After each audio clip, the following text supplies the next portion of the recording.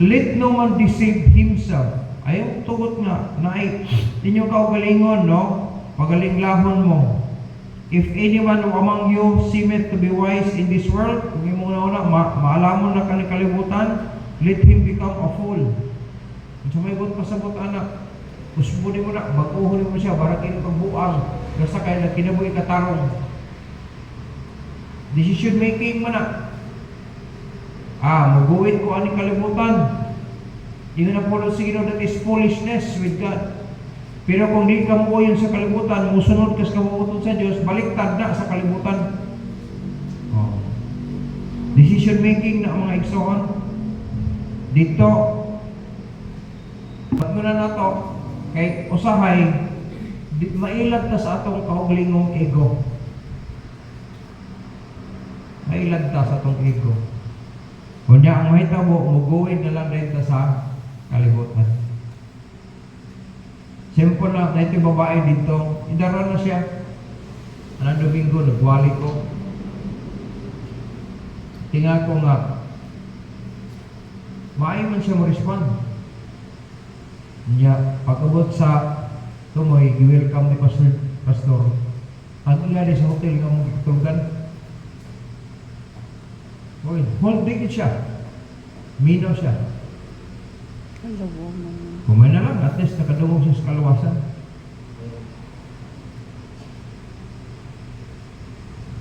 Niyang sakop dito, nakana, sa tanagbulan ko sa pag-back out na o paghawa na sa hotel, natos lamisa, nagbulan ko mga babae, tenant kay bala dito, bisurbiningan ako siya.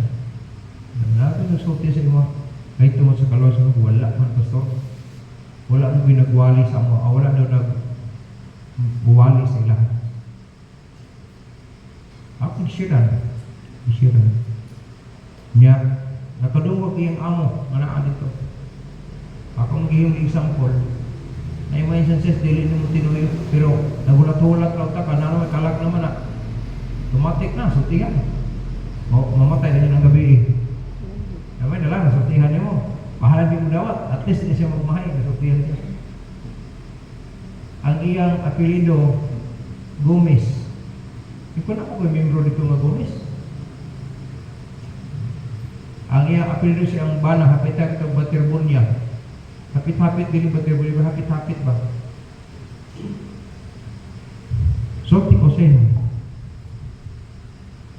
Pero, tungkol sa trabaho, hindi sila makasimba. Kuya wala? Ligog niya Domingo. Pero ano, panahon ko na makaluling hayo sa siya mga pamilya. Di man ka, magluling hayo, di simba. Yung magluling hayo man. Kalibutan yun, no? Hindi mo saktan pa, kalibutan yun. Kaya wala kong, ang favor sa tao, kalibutan yun. Kalibutan. Pero kitang nakaangkon na sa kaluwasan, nahibalot ako sa kamaturan. Dapat, ang favor na to, bugaton na to, no? Dakong bugat ang ato ang spirituality. Aning kinabuhi kayo. Kaya kung magpailad ka sa wisdom of this world, nagsultigit ang verse 19, na ay foolishness na atubangan sa Diyos. Anong walay pulos? Kung ato pamalandungon maigsoon, dili bisan sa social media, makakita ka nga samok ang Pilipinas. Tumiyagin adlaw na ay deceitfulness maigsoon. Kanang gitawag na to o malimbungan. Ilaron ka, aron malimbungan ka, hantod nga mailad ka. Ingon ang Bible diri, let no man deceive himself. If anyone among you seemeth to be wise in this world, let him become a fool, that he may be wise. Sa atong kinabuhi, ilaron ta, nagbarog tag insakto, pero na mga instances or mga panghitabo nga murag imong i-bargain ang imong pagtuo, i-bargain imong baruganan, aron sunod na lang ka. Ang laptop na pagka-istorya na, ikaw nag-ilad sa imong kaugalingon. Kabalog ko sinsakto. Kunya, imong ilaron imong kaugalingon, aron sunod lang ka sa atong dili insakto. Ingon sa Proverbs 3:7, dili ta magpaalamon sa atong kaugalingon, kundi magkahadlok ta sa Ginoo. Ang tinuod nga may kahadlok sa Ginoo, mubiya gid siya og kadaugan. Ang pagsunod nato sa kalibutan na igsoon, na may gitawag siya og roles. Unya natay gitawag og mga exemptions to the rules. Pero ang wisdom of this world napay gitawag og exemptions to the exemption. Kung wala ko makauban og mga leaders sa mga gitawag nato og mga department sa government, wala ko kabaloan ang naa di ay exemptions to the exemptions. Ang ako nabaluan lang itong una, exemptions to the rules na anak. Pero sa akong pakikuban sa uban ng mga head, mga department head, dito ko nakabalo nga natin siya exemptions to the exemptions. Nya, paano man na siya, ma'am, may na, dili as long nga nakagunit ang kamatuoran, bisan o, ingo pra, anino na lang. Anino, hanap na kayo ba? Anino na lang. Still illegal. Mo na ang kalibutan. Kay aron totally nga mo-blinded na siya, bayaran raman nimo. Padala na 5,000 dito. Pero except na lang diri sa kalibutan, wala tayong mga kapit-kapit anang mga dagko nga mga kwan, lisod ka approach sa mga papel.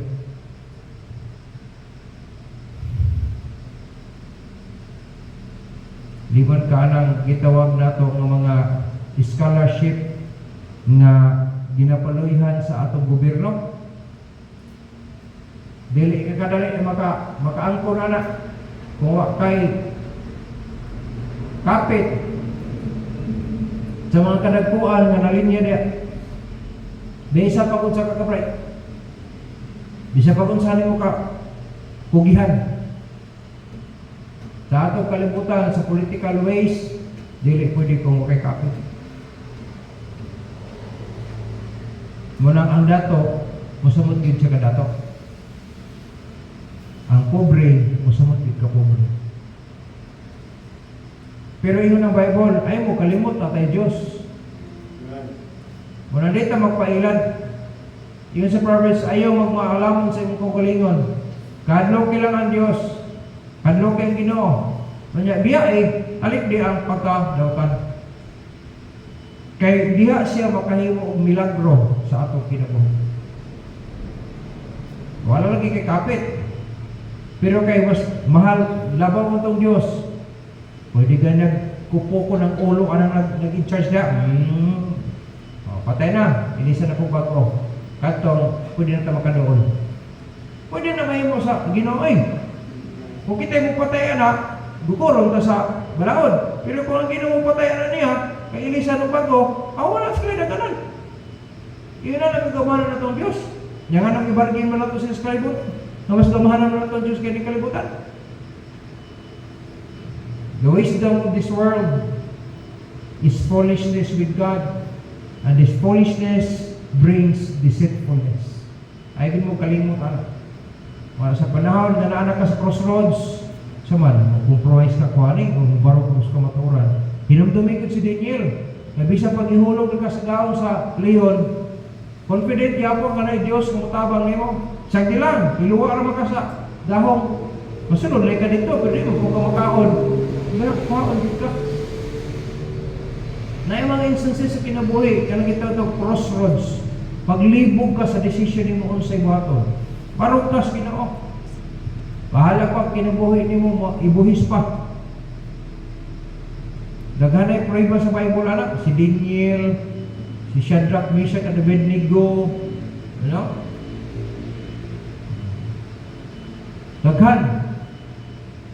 Kung mubarok ka diha sa kabuton, buot pasabot, dili ka mo kuyog sa wisdom of this world. Mukuyog ka sa Diyos nga nag-alagaran nimo. Ingon sa Isaiah chapter 5 verse 21, Woe unto them that are wise in their own eyes. Alaot tong tao daw nga nagpagkamaalamon sa iyong kagalingong mga mata, and prudent in their own sight. Ora siya bright sa ilang panghuna-huna. Ayaw, kung tugutan mo ta si Ginoo, ibutan ta sa taas nga level, kabalo gihapon ang tatas pag kinabuhing mga pinubsanon. Muna pinaka-the best. Ampo ta kung tugutan ta sa Ginoo, mahimong dato, kanang iangat ta sa Ginoo pa sa level na to. Unta, low fine gihapon.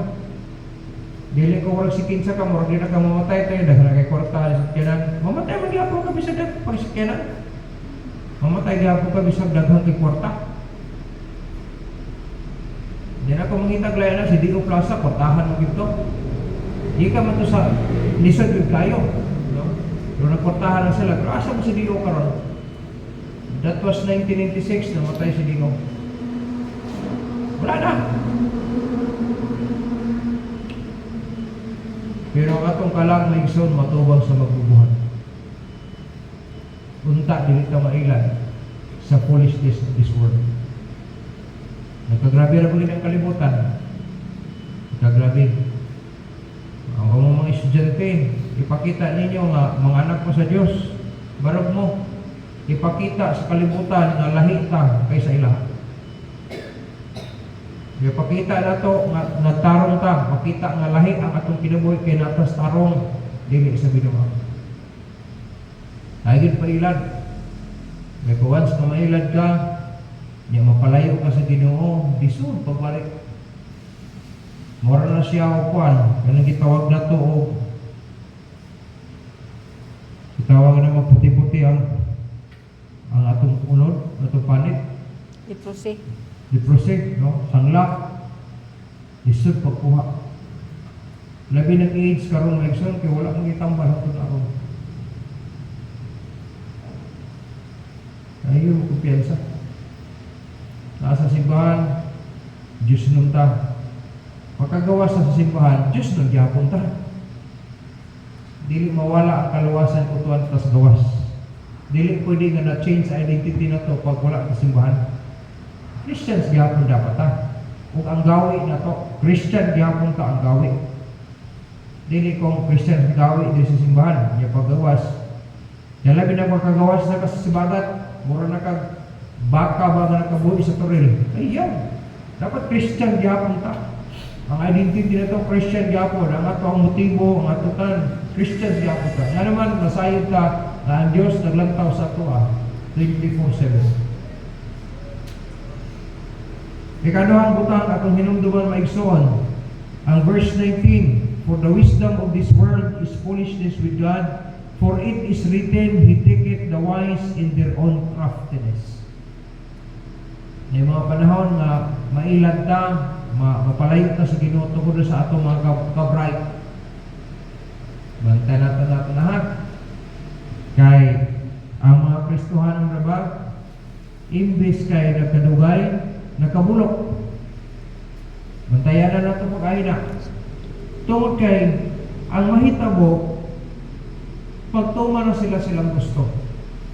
Nayuman, kay dagko na sila grado, murag kami nusa na nilang pastor. Sila po sa wala pa sila grado. Grabe nila pag tahod sa pastor. Pag naa na sila grado, naa na sila inahuman, ano sa na? Nawala naman noon ang maayong pamuot. Kaysa wag pa siya grado, maayo man mutagad, maayo man ang behavior. Sa dihang nanay grado, dapat uta, mudamor pag ito imong karakter, kaya dako nakagrado.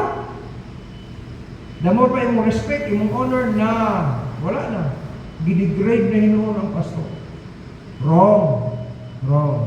Damor nga nagkadugay ta sa kalibutan, ang sa may naabot nato ning kalimot, ayaw gid mo kalimot nga that is only for a lifetime. Danang service na to, gidumalahan sa pastor, mga igsoon, that is for eternity.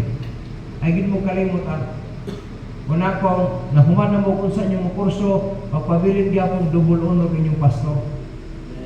Magpabilin gyapon ng respeto gyapon sa atong pastor. Di isa pag wala na ibuhok na inyong pastor. Para na nagkaklaro kinsa nga, pastor si Kuan ba ako? Ay ikaw dai si Kuan. Nakakaklaro si pastor kay tigulang na. Nya, minus na kay di na kalito kay sa mga words kay kulang ng ipon. Dapat pabilin unta gihapon na, no? Kaya nga naman, that is for eternity. Recorded na for eternity. Kanang imong nahuman din sa kalibutan, that is only for a lifetime. Pero kining imong pagkalagad sa Ginoo kuyog ang pagrespeto sa pastor, that is for eternity. Ay din mo kalimutan, that is for eternity. Ang kalibutan, ang wisdom of this world, mahimo siya disloyalties. Maghimo siya. Marang ingon na po siya, magmatngon mo sa wisdom of this world. Because this wisdom of this world is foolishness with God. Ingon na po sa Ginoo. Tungod kay ang foolishness sa wisdom of this world brings disloyalties.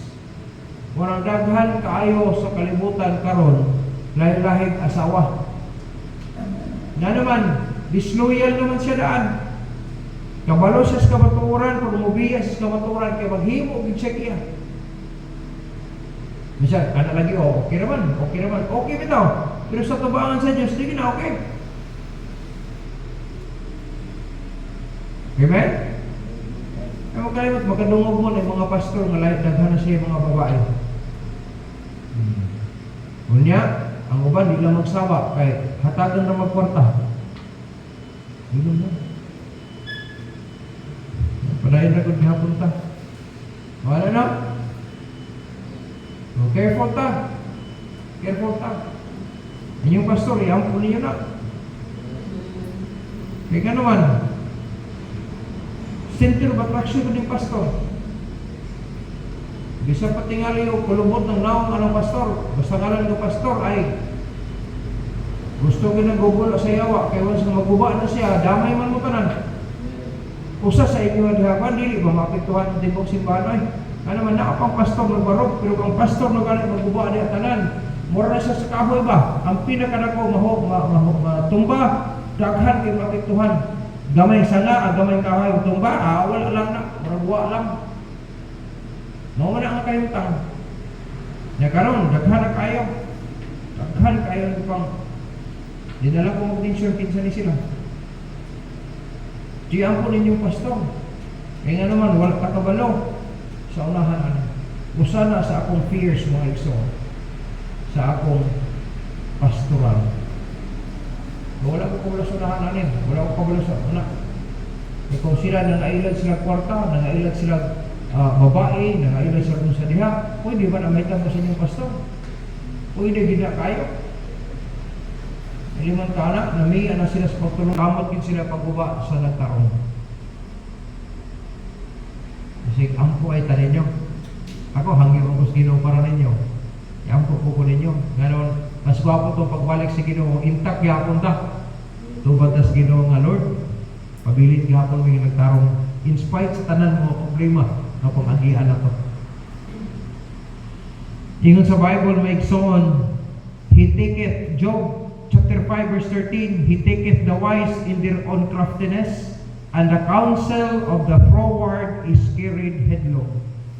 Muna kuyaw, no? Ang linuglangan sa atong mga himong maayo, wala, luoy kita kayo. Kung imong sabton na igsoon sa atong panahon karon, grabe, kung tinuod man ganyan mga news, hasta ang naa sa justice. Digit maayo. Kaya hasta naman ang naas, powerful na sitwasyon. Pwede mo tayo ilaron gihapon. May isang ang dagan sa Pilipinas, kung tinuod mga yung ipang news kibali nga mga kurakot ng sila tanan, dili sila ang luoy, kita ang luoy. Kita ang luoy, kinsa may mabahaan. Katong ordinaryo ba yan? Kinsa tong nagantos anang lubag-lubag ng krasada, dili sila kaya mga nindot ang sakyanan na. Mangita to sila gwapo nga sakyanan lang speak sila bisag na nakasa lubag-lubag ng krasada, waling ikamatay og sa sunod, may sakyanan ni na. Inaalam ko kwarta, padahan ko sa Ginoo na, palito na ko ito nga pan. Nakita na kong speaks nga, lima kang nagbutang kag tubig sa sunod sa imong sakyanan, nakasarap, di ka ni mo tayo ang imong tubig. Sa ikaw, pag naglingkod niya sa kutson, pwede kaya-hayaan na eh. Dami mga speaks sa sakyanan ni na. wagi ka ning sibagat, wagi ka agusan sor. Mukalit na kurog yung sakinan niyo, ordinaryo sakinan mo, nakik motor, yung anak mo, mukalit mag-anak. Pero kato mga speaks, mga gwapo kayo, bisa paging anak itong sakinan, ikaw normal na kayo pamilya niyo. Tulog ka, murag na agad, murag ka ginuyan. Kita ang looy, mga ordinaryo, lumulupyo. Pero sige lang, mo na ang wisdom of this world. Ano gibutang sa Bible ni? Ano makabalo ang mga Kristiyano? Kung muna nag-learn naman ko, hindi na kumapungot na, bisag makadungog ko sa kanang husay-husay gano'n eh. Panikamutan, hindi na ako sa makugaling mo, hindi na ako maglagot eh. Sabagay sila, may manubang siguro na, di man ako. Kaya lang, apektado lang ta. Apektado lang ta. Sige lang. Tingnan man, gisultihan lang ta sa Bible daan, aron ma-aware ta. Makamat mo ta, ya, makatana ta nga, dili na mayo, so di ta masundog. Di ta masundog.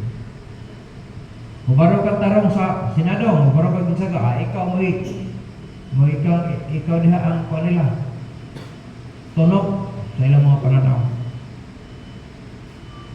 Na in the Bible, the wisdom of this world is foolishness. Na diha ang disloyalty. Karon ang pinakainit karon issue nila karon kay si Villanueva bingbiya man sa ilang grupo. Ang tawag nila yes in the eyes of the world. Yang musakay pa kada na maapil kakabuang diha, adi na lang ta. At least sa kapamilotang mo nang dagan gayo. Pero may son, bisag kung saan akong tanaw sa prophecy, mao gid ni ang mahitabo. Mo na gid niya kayo sa.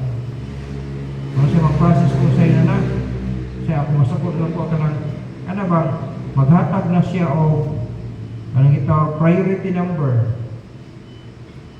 Hulat ka kay priority number ka rin, hulat, tawag niyo mo. Naagay gihapon mga corruption na itabuan ng priority number.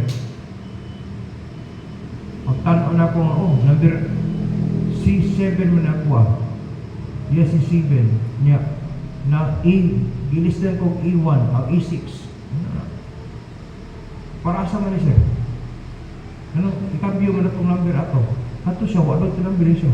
Wamboy siya niya. O siya pulo sa inyong priority number na nga, wala mo rin mong follow ano niya eh. Ganyan lang po kay ang gwardya, wala lang yun siya magsabak. Protocol mo siya. Ay, protocol. Muna, protocol na, maghatag mo sa mga priority number niya. Kanto kay, ano sa ito? Doon to sa luwag, doon sa mga daghan mo na number. Ganyan, kung may diri niya, bago siya mo tingin, kasunod na yun siya. Dapat nato priority number po doon ta, kung patas. Tingalin, naigo siya sa aking isulti, huwag niya siya masama. Napaproxy siya klay, bato. Pagbalik niya, 9:30 naman po ko. Hindi pwede pa ilong sa Florencio, basta na ikaw kamatuoran. Hindi pwede, mapatay gapon ko anong kalakihan. Sige na lang, at least nagbarong tagkaraw. Namin naghambay ang naghilom na lang siya, pero naghan sila kasunti uta. Pero naghilom lang kayo, sila, maulaw sila mo voice out. Ako may kahigayunan mo, so voice out yun ko.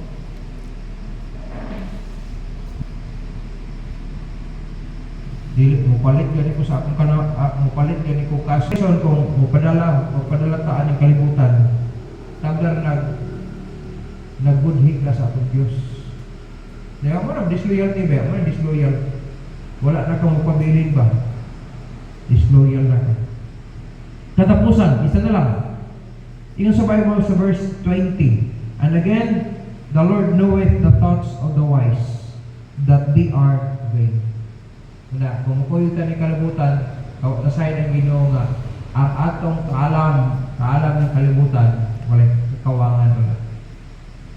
Kakawangan. Murang, ingon sa Bible, that is foolishness with God. Ang foolishness of this world, my son, not only brings deceitfulness, not only brings disloyalties, but also destructiveness. Magdala siya kadautan yun sa tao. Tanawa na, sa ilahat kung muna, nakagamot na ang corruption. Ngayon sa Bible, foolishness sa Diyos, pagkaguba ni mo, magmahay ka sa kanya. Kasaya. Hindi na lang mo balik. Wala na siya glass ba? Pag napusa, isod na pagbuo. Kung di man ganit tingali mo gamit kag daghan ng mga pamaagi nga aron ma-build gyapon, porma gyapon siya class. Pero ang mga lik-lik na di na ginuman. Mas may ito mapabiling tas kabubuton sa Diyos. Amen? Basa gyapon ta sa Bible. Pag natay abot, contribute yun gyapon ta sumala sa ingon sa Ginoo. Sa dila ng social media nga wala na tithes karon kaya may na daily. Magpabilin ta anak, kaya mo nang inusog sa Ginoo. Unya kung paningkamutan nato nga makahigayon dito mag-soul winning. Usa gid as pinaka the best nga kinabuhing Kristiyano na nakawin pagka. Mo ni pinaka dice. 5 na kabutang na siya, no? Dili ka mobiya sa pag-ampok, dili ka mobiya sa worship, di ka mobiya sa tithing and offering, di ka mobiya sa kanang gitawag nato nga missions, no? Support sa missions, unya magpadayon ka sa soul winning. Mga igsoon, kung ato ni malinawon o malipayan hapsay na kinabuhing Kristohano na, kung ato nang igugol ato kinabuhing niya. Amen? Muna healthy. In other words, healthy nga kinabuhing Kristohano. Kung kanang 5, di kinabuhi nimo as routine sa kinabuhi. Muna healthy life, Christian life. Unta, dili ta mo biya sa kabubuton sa Dios. Isa pa maginon sa kalibutan. Amen? Kamu mga yung people,